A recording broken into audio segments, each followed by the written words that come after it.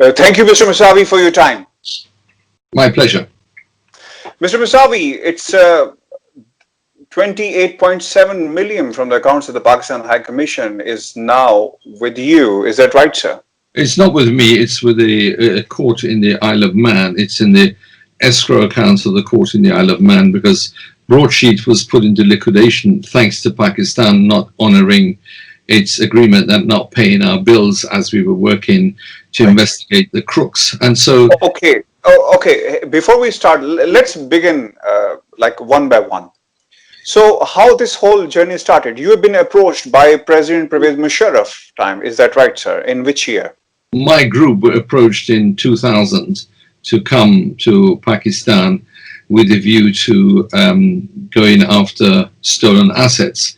And we agreed, and we agreed, and one of my associates flew out to Pakistan and negotiated with the government of Pakistan, sent me a draft contract at the time, and I said, we've got to have two things in this contract. One is, with respect to the targets that have been identified, the individuals and the alter egos of those individuals around Mr. Asif Zardari, the late Benazir Bhutto, and then Mr. Nawaz Sharif, these contracts must not be revocable. And the reason for that was simple, because I knew that as soon as these targets, who were powerful men, almost always invariably men, had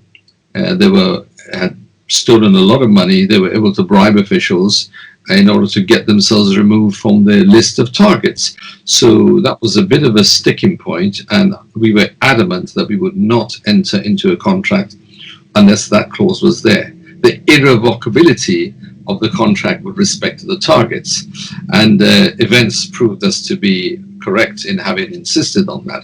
I knew how Pakistan worked. I'd been teaching Before you comment about what the Pakistan role was, let's begin with that. Who approached you from the Pakistani company? Have you ever met with Musharraf, President Musharraf at that time? Not at that time, but I met him later, yes. You met him later? Yes. Okay. So what was the target? To find the people who have stolen the money, the corrupt elements who are actually taken the money from Pakistan and brought it in England, right? Initially, the focus of President Musharraf, General Musharraf as he then was, he became president 2 years later, you recall, after the elections. As he then was, the insistence was to go after Nawaz Sharif and his government, but we insisted that we would not be a tool of political witch hunts. We insisted that the previous government should be looked at too, and General Musharraf, to his lasting credit, agreed. And he said, yes, the others, namely the Bhutto government, should be looked at too. So how many people were in the list of your radar? That was Sharif family, Benazir family, and any other politicians or any business people or ordinary people? Approximately 200 people and alter egos. 200 people? 200 people and companies and their companies, yes. About 200 people and their companies, yes. Do you have that letter, which obviously you're going to share with us, that the list of the people who are on the radar of your company to find out that what exactly they're doing and how they have actually got the money and they brought it in England? Yeah, of course I do. They gave us a list and we said this is incomplete. We think from our preliminary investigation, these other people should be in that list. And those negotiations at the time showed us that this was possibly politically inspired, and we said we're not going to engage in political witch hunts. We're not prepared to do that. If you want an anti-corruption effort, it must be across the board, and it must be clear that we are not going to go after the adversaries of General Musharraf. We're going to go after the enemies of the people of Pakistan, those who have stolen assets from Pakistan.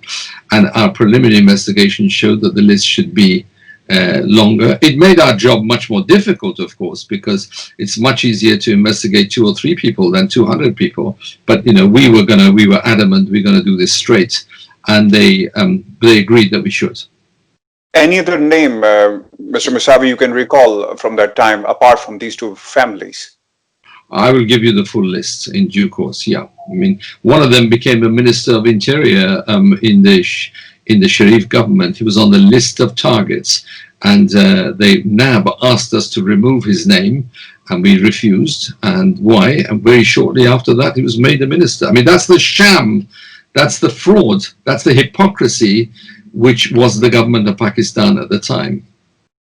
They were doing that. Okay. So who was in contact you from the NAB side? Who influences, who sent you messages at that time that this is what we want and you have to deliver it like that? Any names in particular you can give us?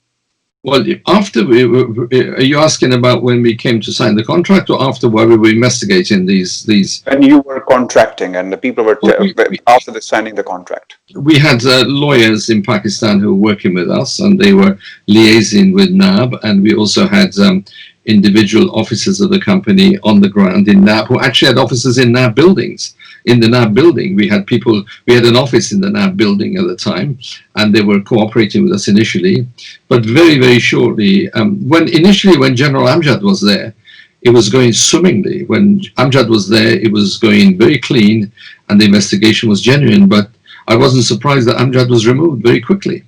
And Amjad was removed because he was determined that he was going to clean out Pakistan. He was very naive. I thought it was very naive to think that. And then a whole bunch of other people came in, and we will see what the judgment of the court was about their performance later. So we were prepared to give credit and believe that General Musharraf, by appointing General Amjad to the headship of NAB, he was serious about going through this thing. But that didn't last very long. He was removed. So Mr. Amjad was actually the point of contact with you most of the time. And what happened after that, Mr. Moussavi? Was any name you can recall from the NAB corridors in particular who was the regular the point of contact? There were a number of people. One of them died. Ghazanfar was there, and he's dead. Then General Maqbool came. Well, his evidence the court didn't find credible. General Hafiz came, which his evidence the court did not find credible, because they lied to the court. I mean, straight. And so we could see this was going downhill all the way. When Amjad was removed, NAB went downhill. NAB became something the contrary to what it was intended initially. Had I suspected that this is going to happen that quickly, we would have never agreed to go along. You see, there were two companies. There's Broadsheet and there was International Asset Recovery. The International Asset Recovery was going after the assets of the Zardari Bhutto family, and Broadsheet was going after Nawaz Sharif et al.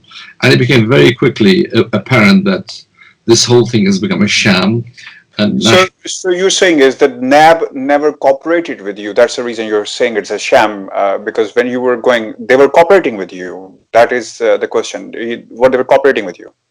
They were cooperating while Amjad was there. After that, they stopped cooperating. What is your what makes you suspicious it's sham? Because these are the people, they have made a deal with those all. Obviously, you were after the people like Benazir and all other people, the Sharif family. So these are actually the targets, and because Musharraf had a deal with them. So do you think is any other that was the main reason that made you suspicious?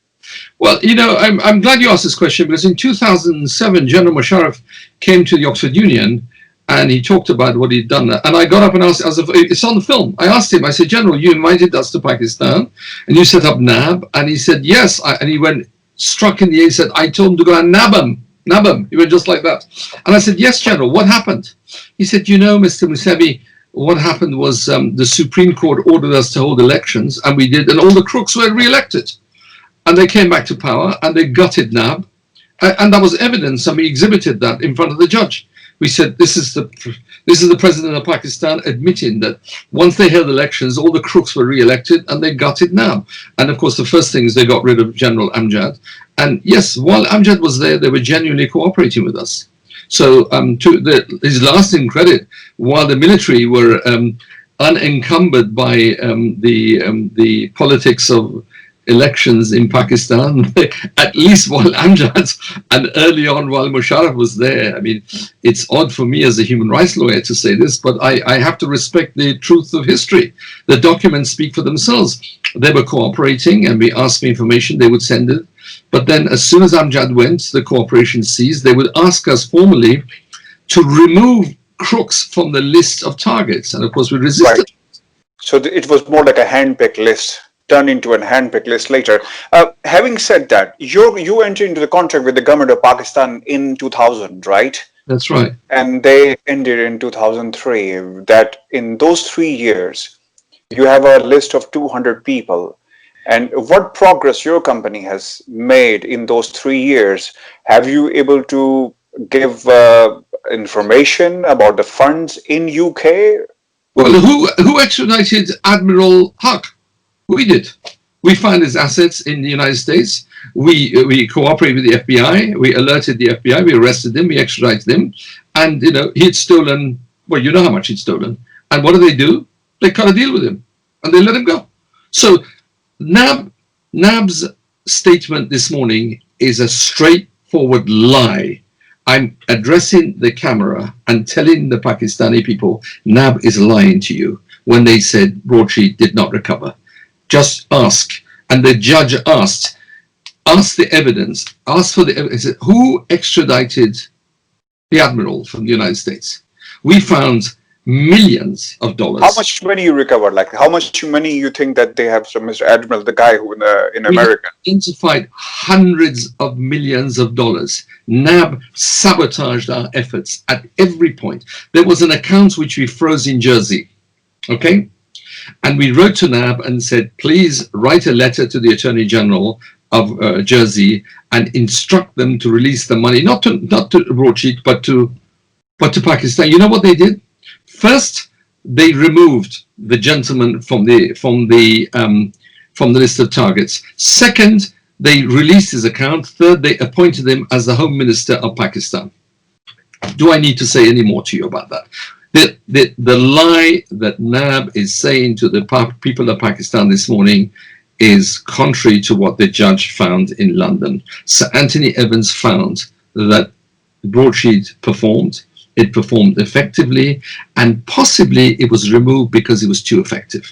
It was getting too close to the loot, stolen loot of men, and overwhelmingly men, who were the targets. That's why NAB was it. I'm not surprised that they should come and hide behind the veneer of credible posture, suggesting, oh, that was a different NAB, it was a different leadership. This leadership has nothing to do with it. The reality is exactly the same creature because they're lying in exactly the same way. Just the record shows that a broadsheet found, restituted, repatriated funds, found Admiral and extradited them. Broadsheet found hundreds of millions of dollars. NAB sabotaged broadsheet's effort, and so the judge found. The judge says in his judgment that the government of Pakistan engaged in a conspiracy to defraud broadsheet. It engaged in a conspiracy to disrupt the operations of broadsheet.